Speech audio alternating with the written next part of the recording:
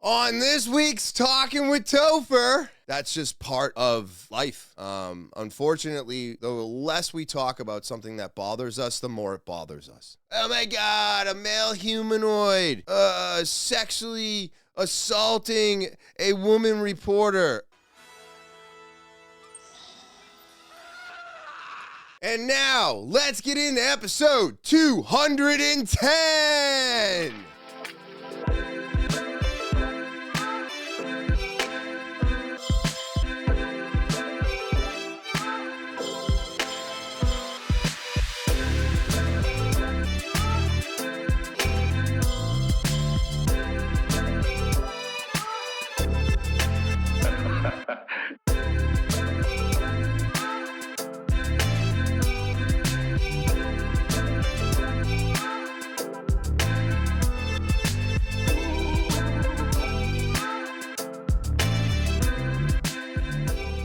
What is happening, TwT fans? It is so good to be back on this April 11th, 2024, and I'm so glad that there's so many of you coming back for more. Thank you. Thank you to all my subscribers. Thank you to everybody who subscribes. You are what keeps me coming back week after week, and I just want to thank you so much. If you're new to the podcast, stopping by, checking it out, or maybe you got sent the link tree, go ahead and subscribe, okay? Hit that subscribe button. 3,000 of you can't be wrong. So go ahead, click that subscribe, give a thumbs up for all of my guests, and of course, leave or make friends in the comments, all right? And then, of course, if you want your opportunity to be a guest on Talking with Topher, maybe just tell your story, or maybe there's a story that needs to be heard. talkinwithtopher@gmail.com is the official email of the podcast. Go ahead and send an audio, video, or type it out, but you got to send it over to talkinwithtopher@gmail.com.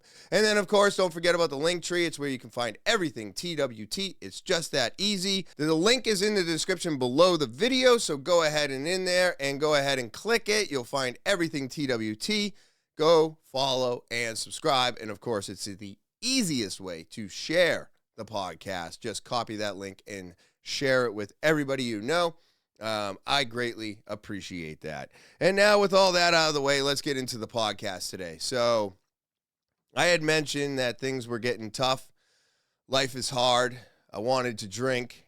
And man, life has this way of just doubling down. And I don't know who's dealing with what. I'm not going to put anybody's stuff out there, but I will say that I am dealing now, as of yesterday, 3 people in my family who are battling something that could be completely and absolutely life-threatening. And I thought the first 2, you always want it to stop, right? You always want it to stop, to not continue any. This can't get any worse, right? And what I found out is that it can be worse. And even at its worst, for me right now, it could still get worse. I'm not saying it's going to, and I really hope it doesn't. But I have to say that life is testing me. Life is really tightening up. It's making it very difficult for me to, I guess, be happy in a sense. I know everybody listens to podcasts to be entertained and to have fun for the most part, or maybe learn something. But sometimes I feel being open and real and is so important today, because are people open and real? Yes, they are, to an extent. I am just one of those people that I can't hide anything. It's so difficult for me to hide things now. Being in years of therapy and always having to express how I'm feeling and making sure that everybody around me understands what's what's going on with me so that they don't think that they're the problem. I've always had to express myself 110%. I've always had to let everybody know that this is what I'm going through. This is what's going on. Because when I'm yelling and screaming, I'm not screaming at you. Life has just got a hold on me right now, and I'm having a real hard time with it.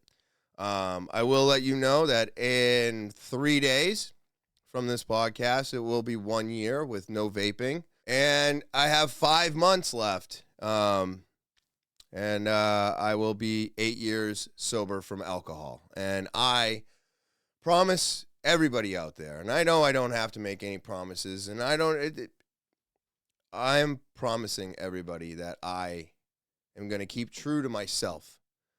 I'm going to keep true to my podcast. I'm going to keep true to all of my guests and everybody I've been associating with over the last 7.5 years, that I'm not falling off, but it is making it more difficult to say no.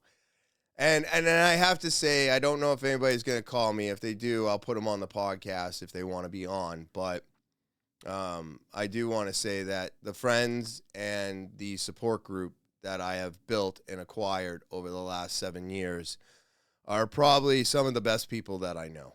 I have not stopped getting text messages and phone calls today, and I do appreciate it. I do.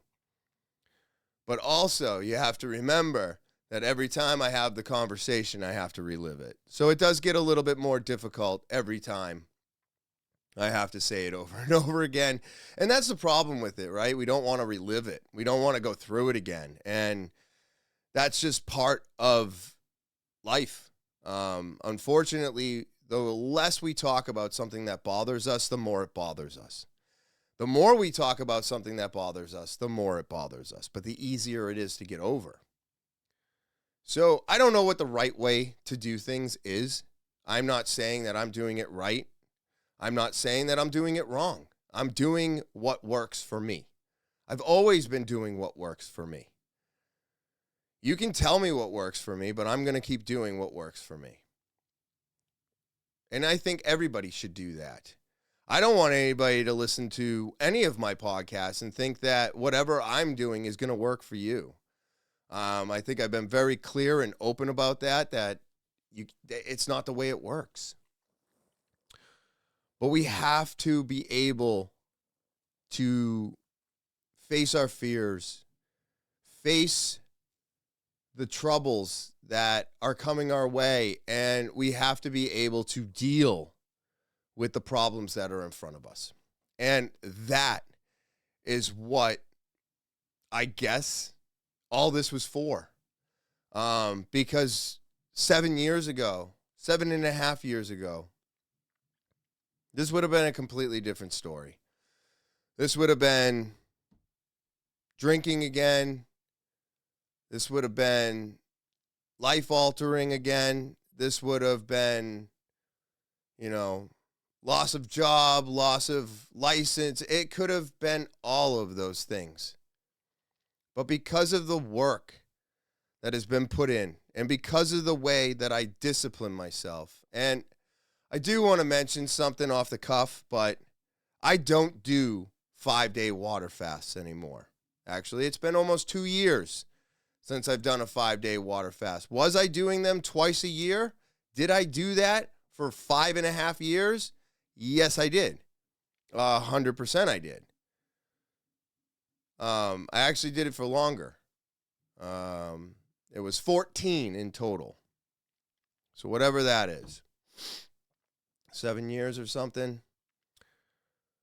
But because I did these things, because I went through all those really tough times of not eating, because I've disciplined myself to the point where I don't drink and I'm not vaping and I go to jiu-jitsu 3 times a week and I have to do my dishes and my laundry on the same days.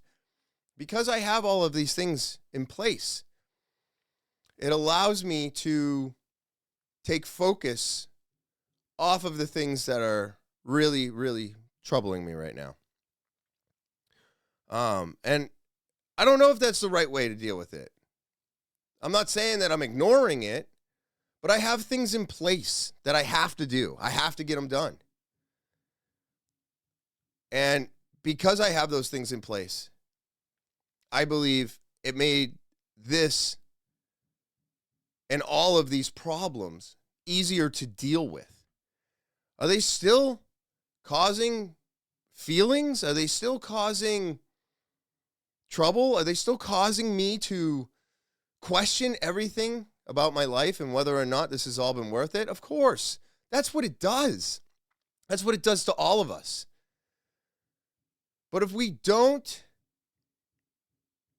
discipline ourselves, if you don't take care of the mess that's in your house or the mess that's in your life and get that straightened out, then all the things that come with life, including death, become that much more difficult to deal with.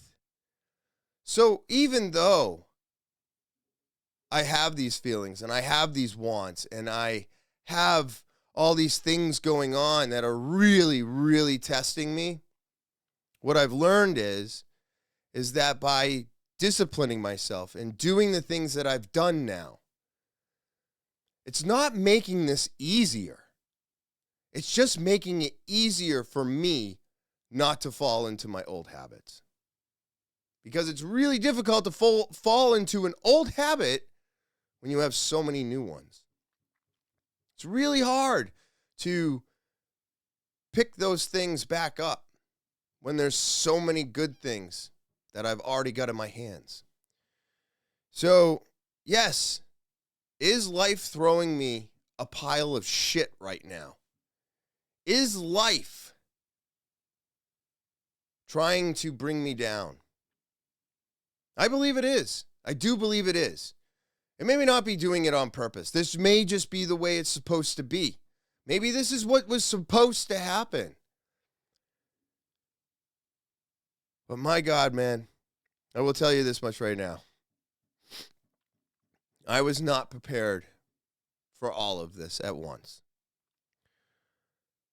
But I guess I have to be thankful that I have what I have and I have the people that I have, because it's making it that much easier to get through all of this. And I know I'm being vague, and I have to be vague because people's personal lives are their personal lives. And whether they're related to me or not, it doesn't matter. I'm not allowed to air out anybody else's dirty laundry. But I think everybody out there gets the gist of what I'm kind of going through, right? You don't mention death unless it's in front of your face. So this has nothing to do with me personally, or physically.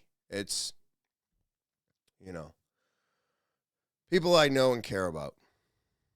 Some people that I really care about. So it's tough. It's tough, and I'm not saying that it's not going to be tough. I'm not saying that this is an easy task, right? The liquor store is everywhere.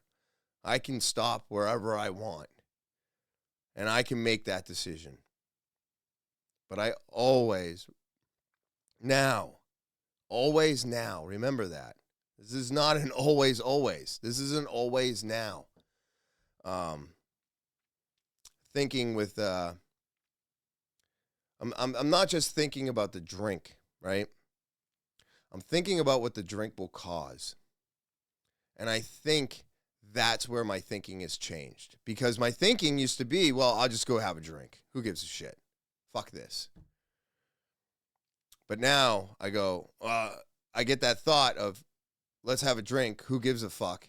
And I go, well, wait a minute. I like my license. I like my house. I like kind of where my life is right now. I mean, most of us, want something better, right? I don't want to go and screw all that up too. Just because this thing is happening and we don't even know what the thing is yet, right? We have to wait. And I think that's the hardest part, is that there's a thought of what's going on, but without tests and results, we have no idea what's going on, and you have to wait. And I have to wait. And I don't like it. I don't like waiting. I don't like thinking about what it could be. I want to know what it is. You know? So all of these things are difficult. They just are. And if you're going through anything in your life right now and you're having the same thoughts, and I know this is probably almost a repeat of my previous podcast, but like I said, this is another thing that just piled on top of the other things. And I just want everybody to know out there that you are strong enough. You know? If I'm strong enough, you're strong enough. Because I'm one of the weakest people I know. I do. I am. I think I am. Right? I could be working out more and I choose not to. I choose to be lazy and sit on the couch. I use the excuse that I go to jiu-jitsu 3 times a week so that I don't have to work out. I make up excuses all the time to get out of things and not do them. I'm no different from anybody else who wakes up in the morning and has to put on their pants and socks and shoes and go to work. I'm the same as you.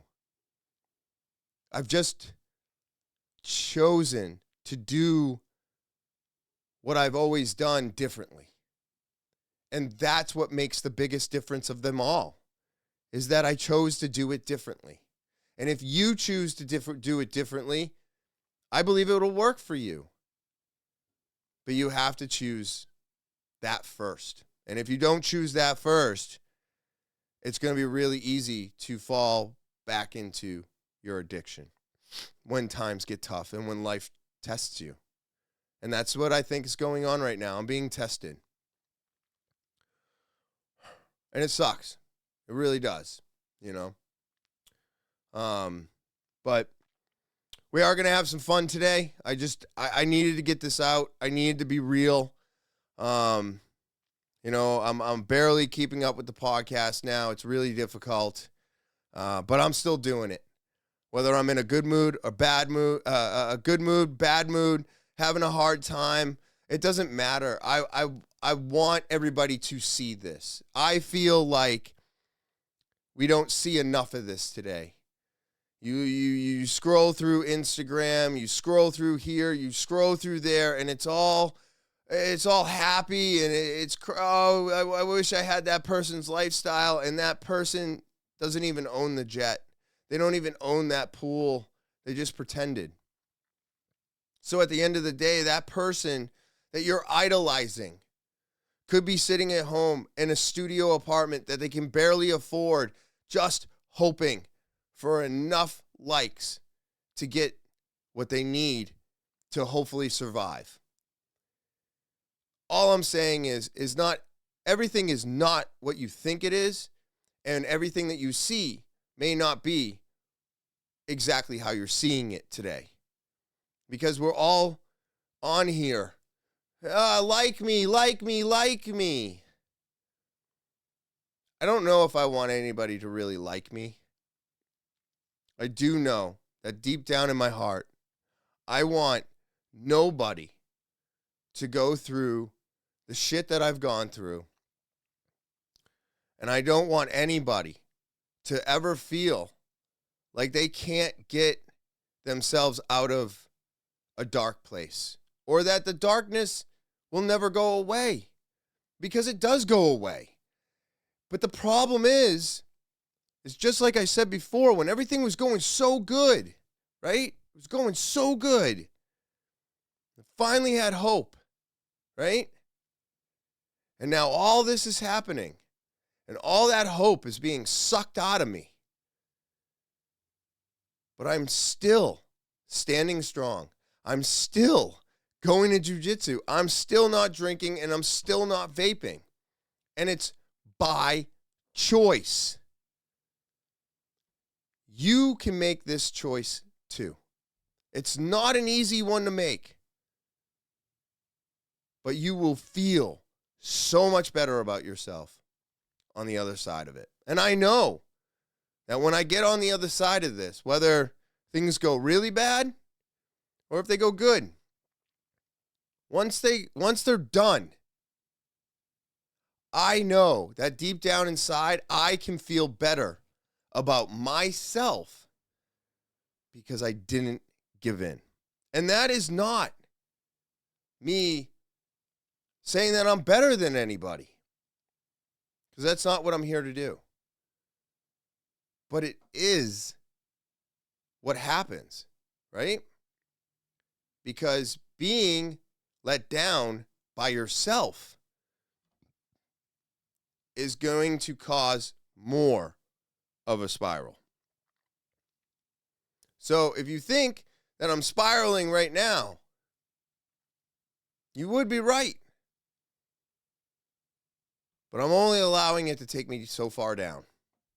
So, but let's take a quick break so you can hear from my sponsor. This April, are you ready to revolutionize your wardrobe with high-quality, durable clothing that exudes style and comfort? Look no further than Slowdown Clothing at slowdownclothing.bigcartel.com. This month, we are thrilled to introduce our latest collection featuring a range of incredible apparel that is designed to last wash after wash. Don't miss out on the opportunity to elevate your style with our amazing selection of t-shirts, hats, and more. Shop now and use promo code TOPHER at checkout to enjoy an exclusive 10% discount on your entire purchase. Yes, you heard it right. Additional savings await. Tired of constantly replacing worn-out t-shirts? Our t-shirts are crafted with premium materials to ensure longevity and comfort, making them a staple in your wardrobe for years to come. Say goodbye to fast fashion and hello to sustainability.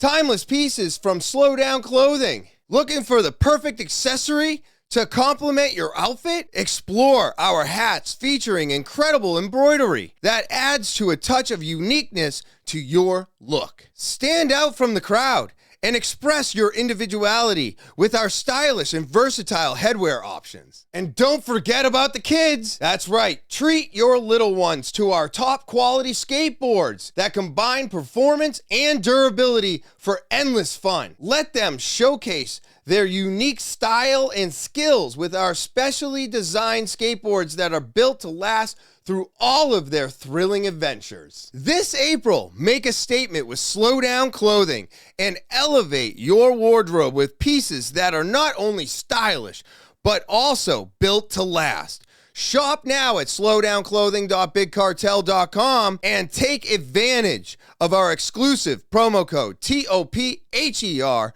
for an additional 10% off your entire purchase. Join the movement towards sustainable fashion and upgrade your wardrobe with Slowdown Clothing today. Experience the difference, quality that lasts, style that stands out. Don't miss out on this incredible opportunity to redefine your fashion journey with Slowdown Clothing. Happy shopping. All right, and I'm back, everybody. So what we're going to do is we're going to get into some Topher's topics right now. We're gonna just have some fun. I'm gonna try to have some fun with all of you. I got some wild shit, and I don't know about you, but the world seems like it's gonna end on Monday. So if this podcast comes out on Thursday, I'm glad to know that we're all still here. So, I mean, it's crazy right now. So, man 35 killed by gunfire from another vehicle on a Massachusetts highway. This was wild, everybody. I mean, crazy. So I'm assuming road rage. They follow him and just start opening fire because, I don't know, I got cut off. You were driving too slow. Who the fuck knows? But this is ridiculous today, that you have to worry about getting shot to death for maybe making a bad driving maneuver. This is the stretch of 391 in Chicopee, north of Springfield, where police say a rolling drive-by shooting took place just before 9 last night. And all of a sudden I looked at my husband, And I said, does that sound like gunshots to you? Linda Dudek lives just off 391 and says she hears motorcycles and speeding cars all the time, but this was different. But it did sound boom, boom, boom, boom, boom, boom, you know, like. Then after that, I didn't hear no screeching. We didn't really hear anything after that. Police say 4 people were inside an SUV headed south on 391. Another vehicle pulled up alongside and opened fire. A witness called police. All you heard them yelling was something about a hit and run, possibly road rage. 2 of the 4 people in the SUV were wounded. They pulled over and tried to flag down help, but nobody stopped, so they drove themselves to the hospital. Just be advised, that black Mercedes just showed up at Bay State Hospital. It sounds like there was possibly a shooting on 391. One of the people wounded, a 35-year-old man, died at the hospital. Oh, Linda shit. Dudek shudders to think about such violence just behind her home. It is close, and it's even down this street in this area. It's getting pretty bad. Wow. At this point, investigators have not released a description of the shooter's vehicle, and they describe the shooting survivors as uncooperative. They're uncooperative? Oh, why? I mean,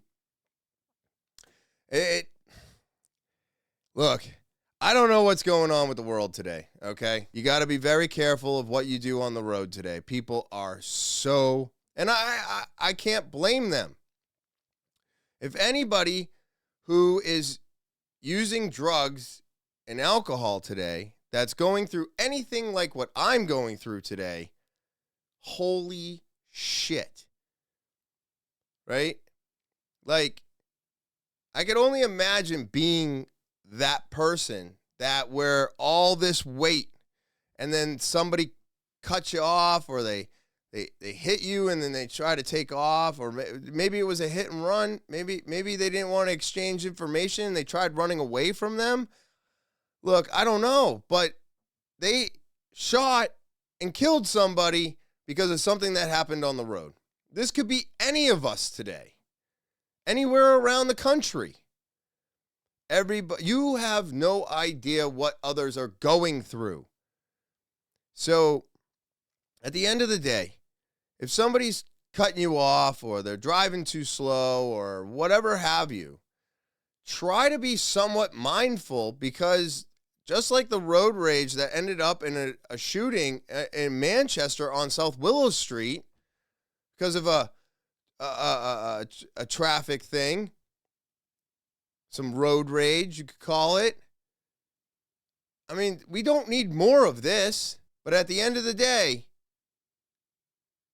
I wouldn't go and piss anybody off behind the wheel, because it may be the end of the amount of shit that they can take in their life, you know? And then they go ahead and take your life because of it.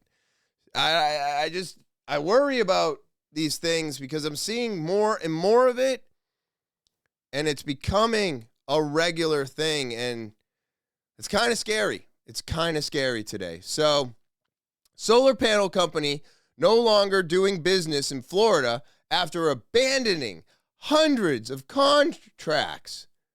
What company is this? I don't think it's Sunrun. Last year, Action 9 told you Robert Dufenkadak signed a $100,000 contract with MC Solar based in Tampa to convert his home into a sun-loving energy producer. Wait a minute. What? Wait, it was going to cost him $100,000 to put solar on his house? Dufendak showed us 8 months after signing contracts, the panels still weren't working, and he wasn't alone. Holy shit. She announced a public information campaign called Scams at a Glance, the Dark Side of Solar. She said the most common scams include misleading contracts, false promises of savings, and subpar equipment. Oh, wow, that sounds fucking familiar, huh? You sure this isn't Sunrun? Okay, so it's MC Solar. MC Solar has an F rating with the Better Business Bureau. Holy shit, there's somebody worse than Sunrun. Unbelievable, people. Unbelievable. Unbelievable. Hundreds of thousands of dollars. And they just vanish. This is not okay. Solar is supposed to be our next thing. And yet we have companies out there doing shit like this to customers, setting full systems up, and then they can't even use them. Or they're putting systems on existing houses and they're fucking up people's roofs because the installers are subpar. This is not a coincidence. Obviously, these companies have found a way to scam us or try to scam us with something that we're all supposed to be so excited for. Makes me so mad. Let's see here. The recipient of the world's first genetically edited pig kidney transplant leaves Massachusetts hospital. So this gentleman here got a kidney that was redesigned by humans in a pig. I believe it was grown and then installed into a human. And he has taken the implant. His body has accepted the implant, and now he has been cleared to go home. There was a complication after Rick Slayman received that genetically edited pig kidney, but his doctors say he rebounded well, and today he's back home and no longer needing to schedule dialysis treatments. Tonight, photos of the Weymouth man who made history alongside his team of Mass General doctors and nurses. 62-year-old Rick Slayman is the first living person to receive a genetically edited pig kidney. After weeks of recovery, he has been released from the hospital. We're going to keep watching him closely. 3 times a week initially. I hope blood so. work and seeing him in clinic. He is not speaking publicly about undergoing this pioneering surgery, but in a statement thanked his doctors, writing, "This moment, leaving the hospital today with one of the cleanest bills of health I've had in a long time, is one I wished would come for many years. Now it's a reality and one of the happiest moments of my life." Dr. Leo Riella, who helped perform the 4-hour-long procedure, says Mr. Slayman is doing well despite his body rejecting the pig's kidney a few days after surgery. Having experience with treating rejections before, we started treatment right away, and he completely reversed and his kidney function went back in track. Mr. Slayman was living with end-stage kidney disease and on dialysis at the time of operation. What we hope is that this is, a glimmer of hope for many other patients that need a transplant. Mr. Slayman echoing that by stating, "I want to thank anyone who has seen my story and sent well wishes, especially patients waiting for a kidney transplant. Today marks a new beginning, not just for me, but for them as well." Wow, that's great. The next step for the pioneer. We don't need to listen to that. That's amazing. I mean, this is really cool technology. And this is really cool because, we've always said that the pig is the closest thing to the human. So to be able to maybe, not use their parts 100%, but to manipulate their parts so that they work with humans, well, that's something, right? Because we don't have enough organs out there today. They're still learning how to farm organs. I do believe that one day we'll be able to farm our own organs. You'll be able to go in there and be like, "Hey, my kidney's failing," and they'll take some DNA and they'll grow you a new kidney one day. I don't think I'll be alive for it, but I do believe that technology, if it continues, we'll be able to get to that point, right? But to be able to, take the implant, have everything be functioning, and for him to have a better health today than he's ever had, I mean, that right there is science at its best. And I think that's an amazing story. I think that's an amazing story, and it's really, really uplifting in all of this darkness today.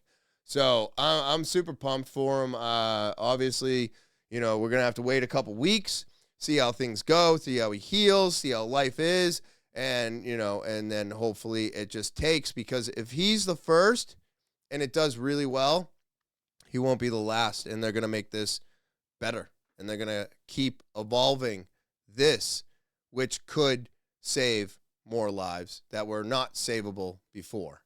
Yeah, it's just got me thinking. Sorry. So let's see here. The next one. Now, I think this is fucking nuts. And I'm not against it, but I'm also not for it as well. Massachusetts SJC upholds Brookline's ban on selling tobacco to anyone born after 1999. So, no more 21 plus. What the fuck is that?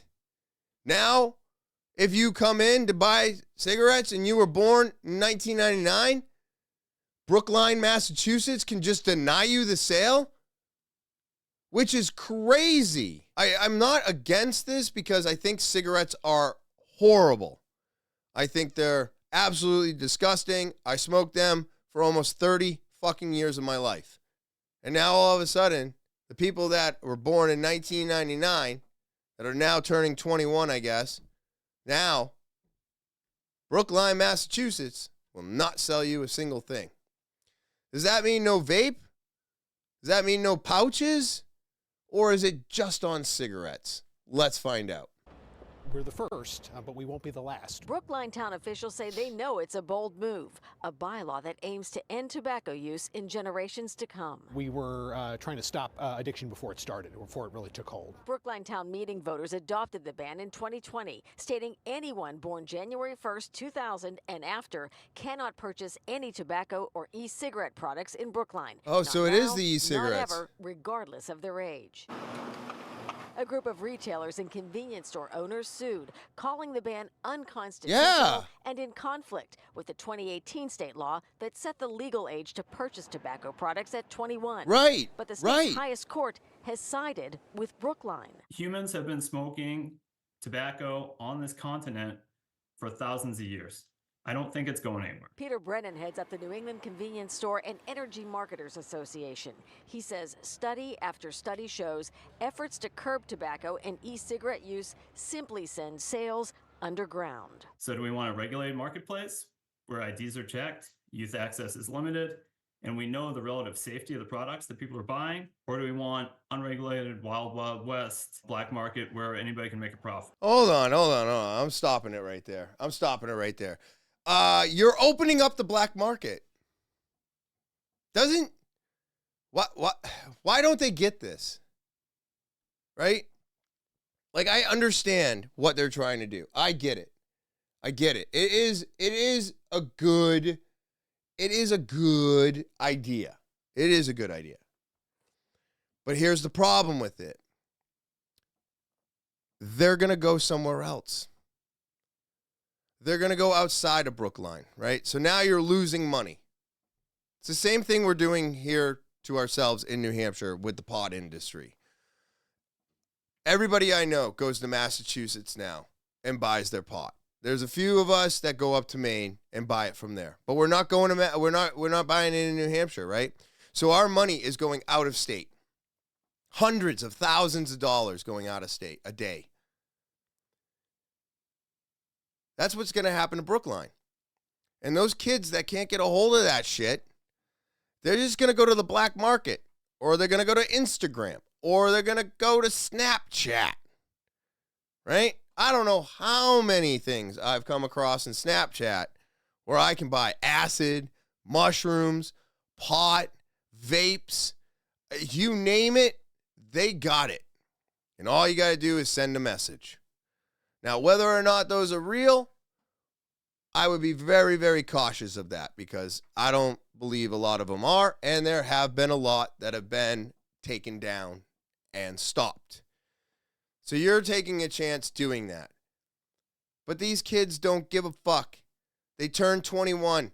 They were excited to turn 21. And the one thing that they wanted to do when they turned 21, you told them they couldn't go do. So they're going to go figure it out. That's what we do. You're not really stopping the problem.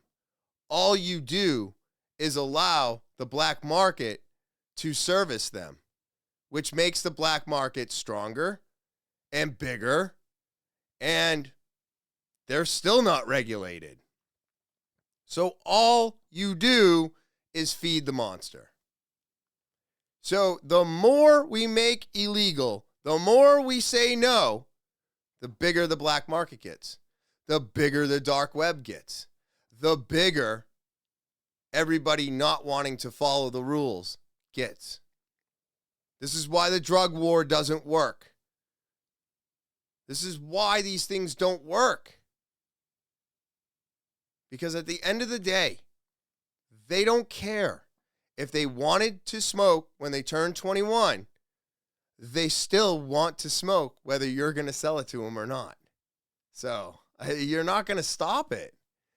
And it's just kind of silly to me that the Supreme Court would, join their side on this. And I agree with the stores. They should sue. This is absolutely ridiculous. We put a law in 2018 bringing the age up to 21 for a fucking reason. And these places know that this could put them out of business. Absolutely crazy. So, we're going to get into a little bit of fun here. I have to say that I think this is the moment in history when Bill Gates decided all of us will die. So, as you can see, it's Bill Gates. He's walking up, and bam! Walking up, and bam! Pie to the face. That was it right there, ladies and gentlemen. That is the moment. Bam! Right there. When he decided, I'm going to buy up all the farmland, and I'm going to make horrible diseases, and I'm going to make it so that you have to eat what I grow, and I'm going to thin out the population.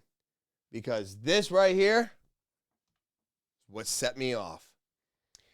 It's a little bit of a joke, but there could be a little truth in there.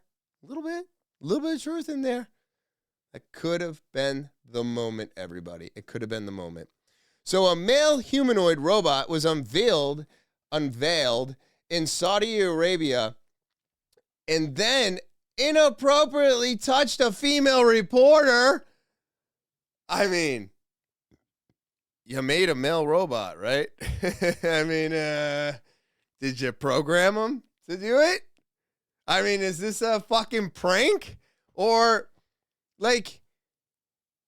from everything that I've been learning about the humanoids and AI and all of it being put together, we have to teach these things how to do this. They don't just know how to do it. So, let's see what the video shows.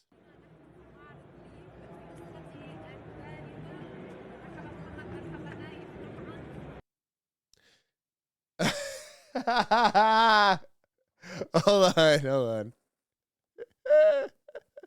That wasn't even that bad. If you didn't see it, I just blew it up for everybody. I'm going to replay it. So you see him, she's talking, and he lightly grazes her. Now, okay. So now that I've seen the actual video, and so have all of you, that is not a humanoid groping the woman reporter's butt. It's not. If anything,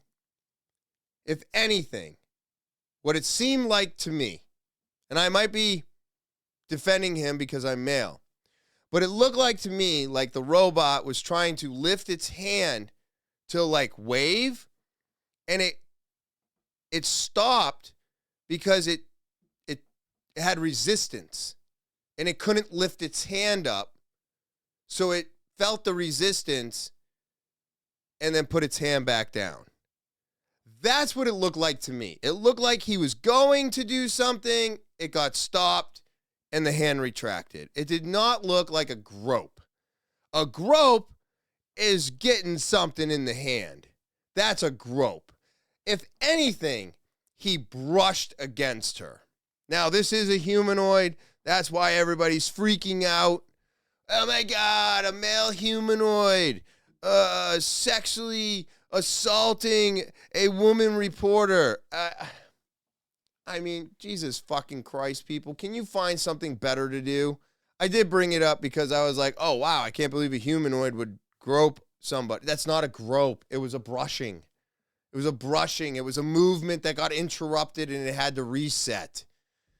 That's what that was. People are just looking for something out of anything today. It's ridiculous. Now, going off of the humanoids, I don't know if you remember this, but I do. Robocop 2 was going through a whole bunch of different humanoids when they were trying to invent or reinvent Robocop, right? Because Robocop was so good that they were trying to reinvent him, and they just couldn't do it. But these are the humanoids that they were testing. And I thought this was really, I mean, it's nostalgic for me. I grew up with this movie. So for me, I'm like, oh my God, I haven't seen this in forever. Maybe some of you haven't seen this at all, but I'm wondering if they actually dealt with maybe not complications to this extreme, because you have to remember Robocop was a person that died and then they stuck his brain and shit into a robot, which is, I believe, an actual humanoid. Is it not? Or is that a cyborg? It might be cyborgish. So most of these were cyborgs, right? Because they had human elements built into them. What we're talking about today is a straight up humanoid because it's something that resembles a human, but it's a robot. 100% robot. All mechanical parts, all programming, no human entity whatsoever. So I do believe that if it has human elements, we are then to call it a cyborg. And if it's a full-on robot, then it's a humanoid because it represents human likeness. I think I'm right. I could be wrong. I don't know. But this was so much fun to rewatch. Attorney General Marcos today approved the ED-209 combat unit. Look, it's stuck in the drain. It's stuck in the drain. It can't get out. Widespread complaints of malfunction. So funny to me. Oh my God. I remember watching this when I was a kid. Crazy. Another humanoid coming out. Oh. Stop or I'll shoot.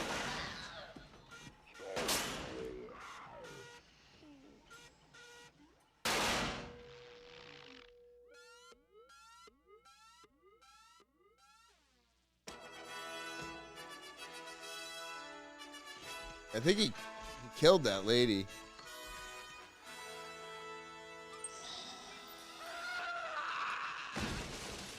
That's a good one.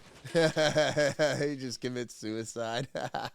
So these things are crazy, right? I mean, just the simple fact that this could also be a possibility really does blow my mind.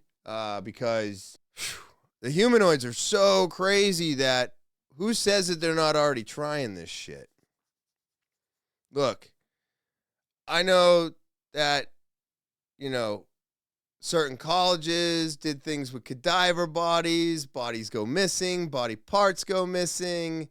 Things happen.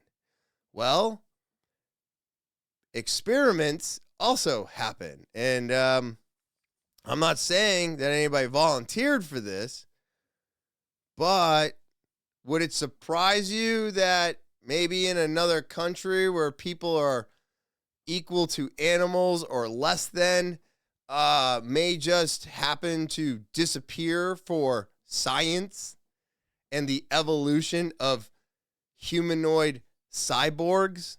I would be a very, very stupid person if I was to sit here and say, I don't think that's ever happened.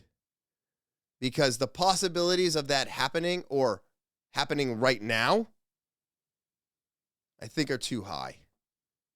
So who's to say, you know, some unhoused people in some areas may have disappeared And all of a sudden, they're being turned into cyborgs. If we're highly experimenting with AI, drones, humanoids, all of these robotics, you're going to tell me that there's nobody out there actually implementing real human parts into these things to try and make the next evolution and have a cyborg humanoid? I'm just saying. I don't believe that it's not happening, but I also don't think it's happening that much.